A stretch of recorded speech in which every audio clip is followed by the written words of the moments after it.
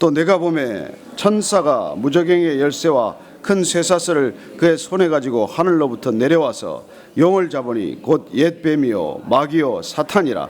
잡아서 1000년 동안 결박하여 무저갱에 던져넣고 잠그고 그 위에 인봉하여 1000년이 차도록 다시는 만국을 미혹하지 못하게 하였는데 그 후에는 반드시 잠깐 노일이라. 또 내가 보좌들을 보니 거기에 앉은 자들이 있어 심판하는 권세를 받았더라. 또 내가 보니 예수를 증언함과 하나님의 말씀 때문에 목배임을 당한 자들의 영혼들과 또 짐승과 그의 우상에게 경배하지 아니하고 그들의 이마와 손에 그의 표를 받지 아니한 자들이 살아서 그리스도와 더불어 1000년 동안 왕 노릇하니 그 나머지 죽은 자들은 그 1000년이 차기까지 살지 못하더라. 이는 첫째 부활이라. 이 첫째 부활에 참여하는 자들은 복이 있고 거룩하도다.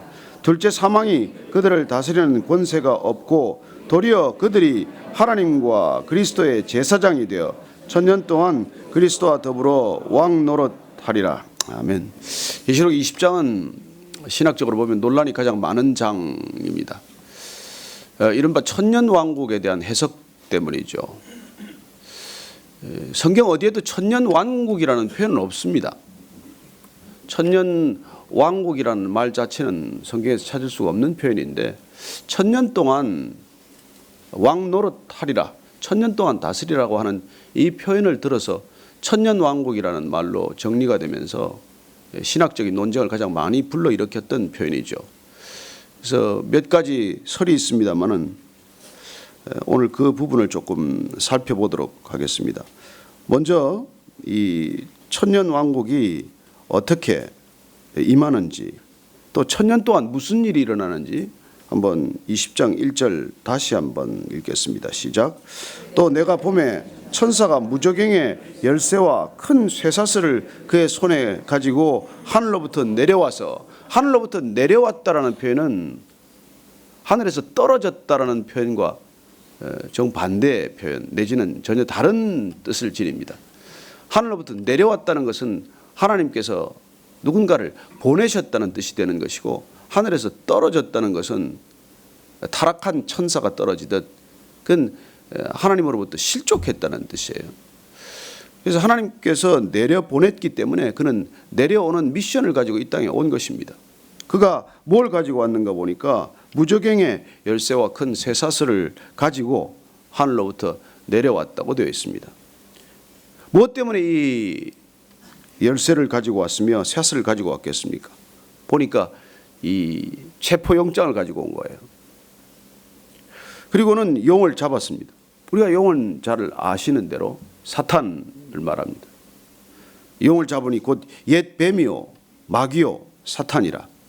잡아서 1000년 동안 결박했다고 되어 있습니다. 무저갱이 어디 있느냐에 대해서도 뭐 이런저런 얘기가 많아요. 이렇게 장소적 개념으로 볼 것이냐, 아니면 결박된 상태에 있는 어떤 그런 감옥과 같은 상태에 있는 것을 말하느냐 하는 것도 해석의 여지가 있는 부분입니다. 어쨌건 그 무저갱에 1000년 동안 결박된 상태로 있다는 것은 사탄이 제 마음대로 제 뜻대로 움직일 수 없는 상태에 있다는 것이죠. 그리고 사탄도 하나님의 수하에 있다는 것이고 결박된 상태로 있는데, 이 사도 요한이 본 것은 뭡니까? 사탄을 보았습니까? 아니요, 옛 뱀, 용을 본 것입니다. 그렇다면 우리가 이 사탄이라는 존재를 창세기에서 보듯이 그는 뱀으로 다가오죠. 아담을 타락시키기 위해서 하와에게 먼저 접근하죠. 그리고 하와를 미혹해 하죠. 정말 모든 동산의 과실을 먹지 말라고 하더냐, 이렇게 다가왔던 그 사탄의 존재는 뱀으로 표현이 되어 있습니다. 사탄이 어떤 실체적인 모습을 가지고 있는지 정확히 보지 못하고 이 사도 요한이 용으로 표현되는 옛 뱀으로 표현되는 것을 보았다는 것은 전체적으로 이 오늘 천년 왕국을 해석하는 데 중요한 키가 되는 부분이에요. 그가 보았던 것 자체가 사탄의 실체라기보다는 용이나 뱀으로 보이는 환상으로 보았다는 것입니다. 그래서 우리가 계시록 전체를 해석할 때 중요한 것은 상징적 이런 이미지가 곳곳에 배치되어 있다는 것이죠.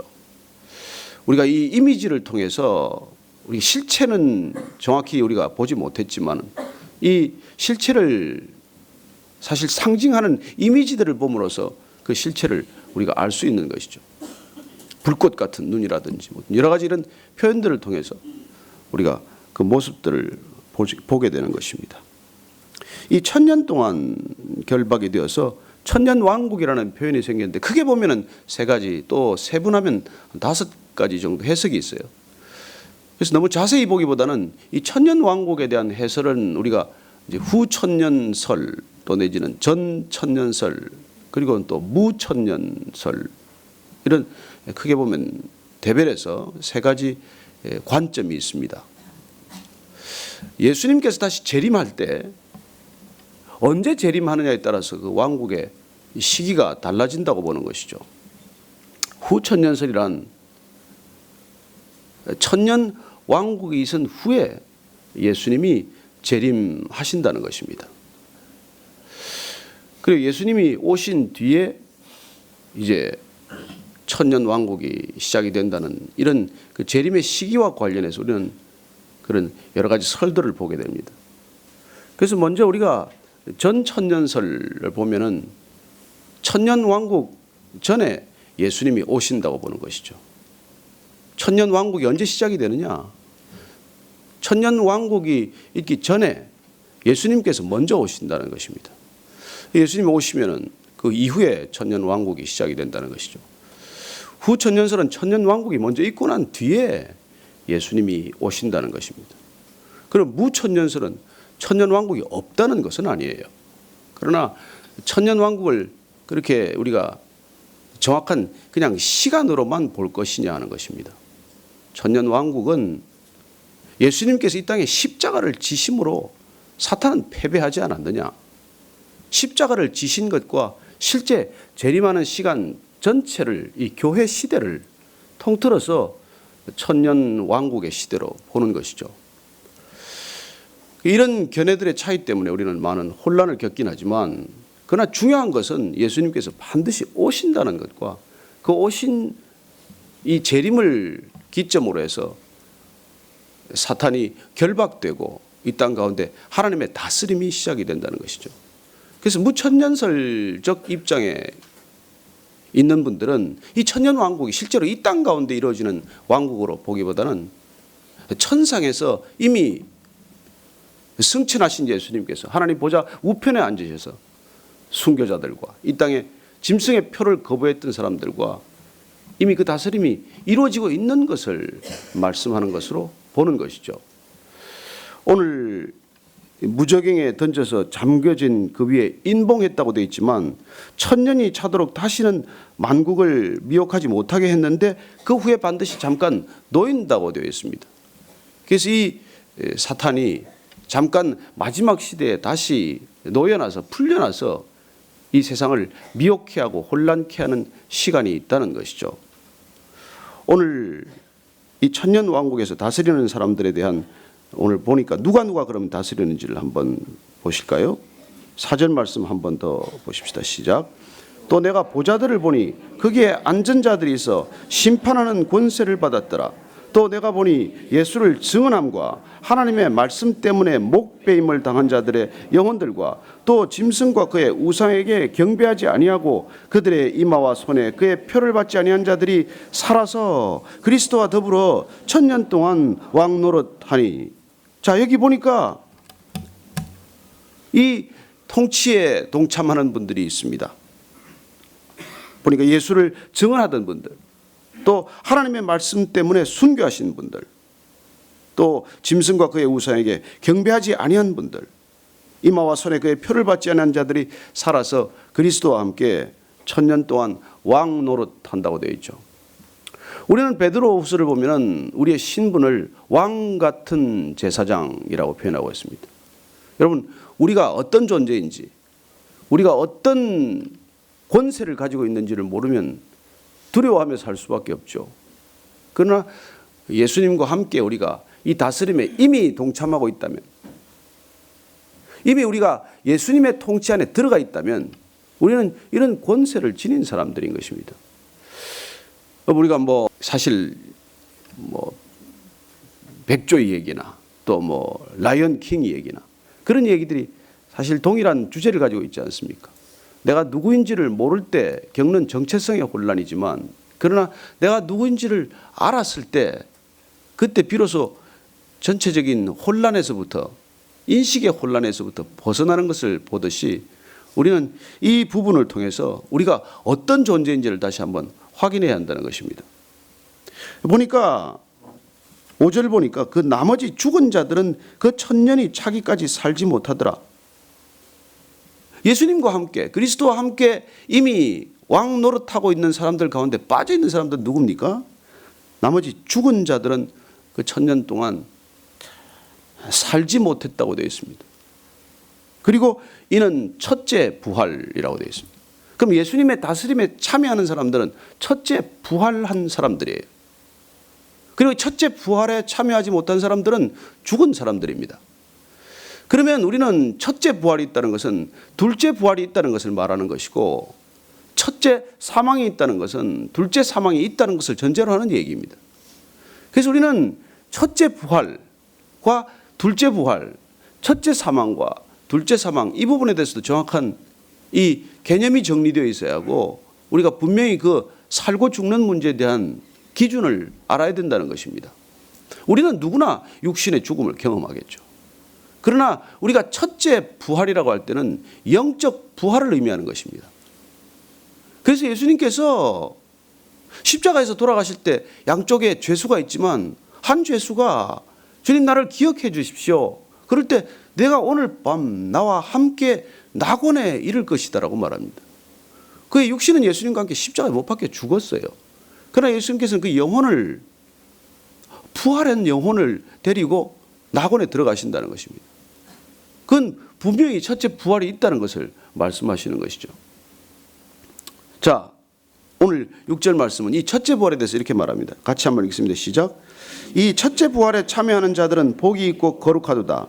둘째 사망이 그들을 다스리는 권세가 없고 도리어 그들이 하나님과 그리스도의 제사장이 되어 천년 동안 그리스도와 더불어 왕 노릇하리로다. 자, 첫째 부활에 이렇게 영적인 부활, 거듭남을 경험한 사람들, 중생한 분들, 이 첫째 부활에 참여한 사람들은 둘째 사망이 없다는 것입니다. 둘째 사망이 그들 다스리는 권세가 없다고 말합니다. 그러면 이 첫째 죽음에서 영적인 부활, 첫째 부활을 경험하지 못한 사람들은 어떻게 되겠습니까? 둘째 사망을 다시 경험한다는 것입니다. 우리는 둘째 사망으로부터 해방되었어요. 자, 그러면 둘째 사망과 둘째 부활은 어떤 차이가 있을까요? 우리는 누구나 다시 호련한 나팔 소리가 나면 다시 육체적인 부활을 경험한다고 말합니다. 그리고 마지막 최종 심판 앞에 서는 것이죠. 그때 다시 우리 성도들은 그 사망 선고에 포함이 되지 않는 것이고, 그리고 영적인 부활을 경험하지 못한 사람들은 두 번째 육체적인 부활 이후에 또다시 사망을 경험하는 것이죠. 그래서 두 번 죽는다고 말하는 것입니다. 영원한 불못에 던져진다고 말하는 것이죠. 예수님께서 이미 말씀하셨어요. 그날에 의의 부활이 있고 생명의 부활이 있고 사망의 부활이 있다고 말합니다. 심판의 부활이 있다는 것이죠. 저는 이 성경 전체를 통해서 우리가 죽고 사는 문제, 생명과 사망에 대한 분명한 기준들을 다시 한번 확인할 수 있게 되기를 바랍니다. 우리는 육신을 가지고 살지만 여러분들, 우리가 예수 믿는다는 게 무엇인지, 우리가 성령을 받는다는 것이 무엇인지, 그게 영적인 첫 번째 부활은 어떤 의미가 있는지, 이런 것들을 우리가 확실히 정리할 필요가 있다는 것이죠. 고린도전서를 한번 보실까요?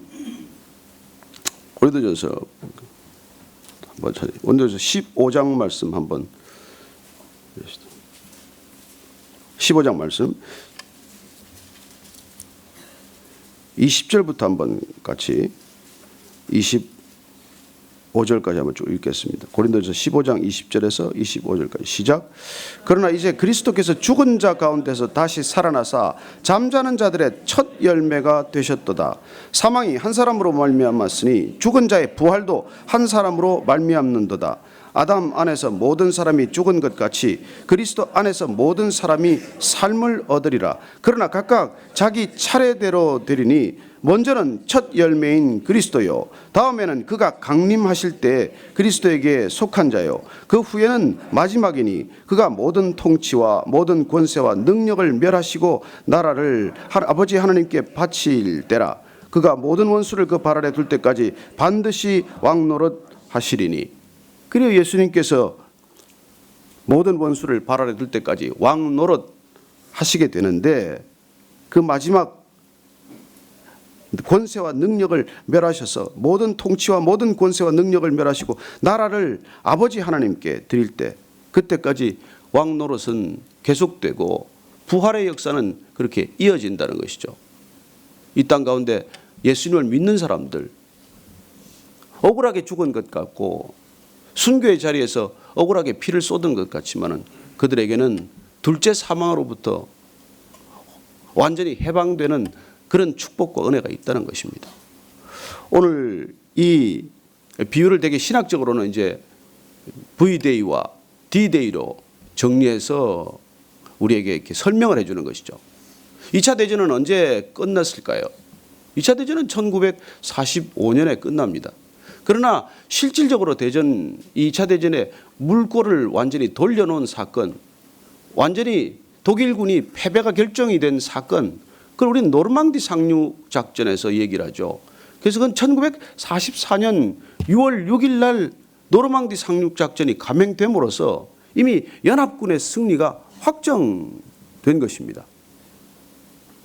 그러나 그 이후에 독일군이 얼마나 저항을 극렬하게 했는지 몰라요. 그래서 전쟁은 계속된 것이죠. 비록 전쟁은 승패가 노르망디 상륙작전으로 결정되었기 때문에 그걸 D-Day라고 부릅니다. Decision Day죠. 그러나 막상 독일군이 패망을 선언하고 항복한 것은 언제입니까? 1945년 5월 7일 날 항복을 하게 됩니다. 그걸 Victory Day, V-Day라고 그러는 것이죠. 우리는 예수님께서 이 땅에 오셔서 십자가를 지심으로 이미 사탄의 패배가 결정이 되고 그는 이미 결박된 것입니다. 예수님께서 제자들을 파송하십니다. 다녀와서 제자들이 흥분해서 보고합니다. 귀신이 떠나는 것을 보았습니다. 병이 낫는 것을 보았습니다. 그 예수님께서 말씀하십니다. 사탄이 떨어지는 것을 보고 기뻐할 것이 아니라 너희들의 생명책에 기록된 것을 기뻐하라고 말씀하시는 것이죠. 그렇습니다. 우리는 이미 패배한 것을 알고 있습니다. 그럼에도 불구하고 그 사탄이 지금 마지막 꼬리의 힘으로 이 세상을 어지럽게 하는 것도 보고 있는 것이죠. 그리고 그는 아직도 힘을 지니고 있습니다.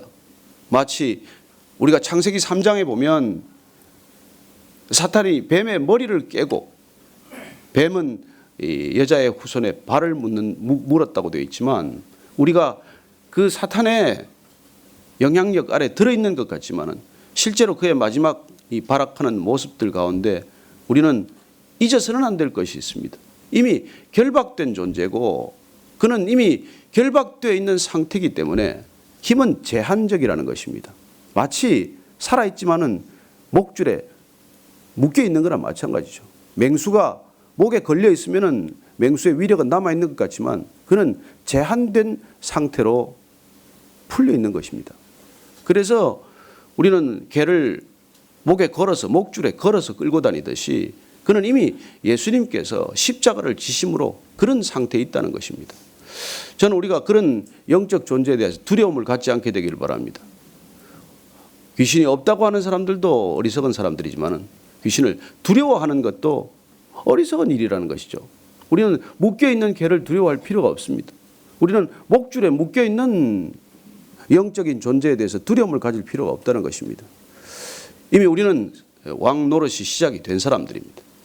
우리는 이미 예수님께서 십자가를 지심으로 그분께서 영적 세력을 결박하심으로 우리에게는 주어진 권세가 있다는 것입니다. 저는 여러분들이 그런 영적 권세를 사용할 수 있게 되기를 바랍니다. 두려워하지 않게 되기를 바랍니다. 담대히 맞설 수 있게 되기를 바랍니다. 이 땅을 살아가면서 그런 마지막 혼란스러움이 가중되고 있고 어려움이 계속되겠지만, 그러나 저와 여러분이 어떤 존재로 부름받았는지, 어떤 다스림은 권세가 있는 것인지, 그런 권세를 날마다 확인하는 저와 여러분 되기를 바랍니다. 여러분 담대하십시오. 강하고 담대하십시오. 두려워하지 말고 놀라지 마십시오. 우리 가운데 주신 하나님의 놀라운 은사와 능력이 이 마지막 시대를 살아가는 놀라운 능력이 될 줄로 믿습니다. 아침마다 우리가 말씀 가운데 이 계시록을 통해서 보여주시는 환상을 통해서 이 땅 가운데 행하실 크고 놀라운 일들을 우리가 미리 보며 이미 승리하신 싸움에 동참하게 되기를 바랍니다. 여러분들이 이미 이기셨습니다. 이미 이기신 싸움에 날마다 승리의 노래, 개선가가 울려 퍼지게 되기를 바랍니다. 오늘 그래서 기도할 때는 하나님이 담대하게 살아가는 세상 가운데서 이미 승리한 이 삶 가운데서 우리가 해야 할 역할을 다시 한번 확인하게 해 주십시오. 주님, 우리가 기도할 때 어떤 기도 제목을 놓고 기도할 것인가요? 성령님께서 가르쳐 주시고 이 땅 가운데 마지막 우리에게 주신 소명을 놓고 기도할 수 있게 해 주십시오. 그렇게 한번 기도의 자리로 나아가겠습니다. 하나님 아버지, 주님, 악이 준동하고 세상이 길을 잃은 것 같지만은 주님께서 이미 이기셨습니다. 주님께서 이 땅 가운데 왕노릇 하기를 원하십니다. 우리에게 주신 놀라운 믿음의 길을 걸을 때 오늘도 주 앞에서 다시 한번 분연히 일어나서 주의 말씀, 주의 능력을 붙들고 나아가는 하루가 되게 하여 주옵소서. 하나님, 이 땅 가운데 주신 놀라운 권세를 잃지 않게 하시고 주눅들지 않게 하시고 하나님 그 권세를 마음껏 사용할 수 있도록 우리 각자를 주님께서 허락하여 주옵소서. 다시 한번 기도할 때는 나라와 민족을 위해 기도하기를 원합니다. 북녘 땅에서 일어나는 일들을 보면 이해할 수 없는 일들이지만은 우리가 사탄의 권세에 붙들린 공중 권세 잡은 자들의 마지막 모습들을 보게 됩니다. 하나님, 이 나라의 민족을 지켜주시고 다시 한번 온 민족이 그리스도 안에서, 복음 안에서, 말씀 안에서 하나 될 수 있게 하여 주옵소서. 한번 나라의 민족을 위해서 기도하겠습니다. 하나님, 이 땅이 여전히 혼란스럽습니다. 분열하고 있고 갈등하고 있습니다. 어디까지 다퉈야 할지 모를 정도로 주님 혼란스러운 시대를 삽니다.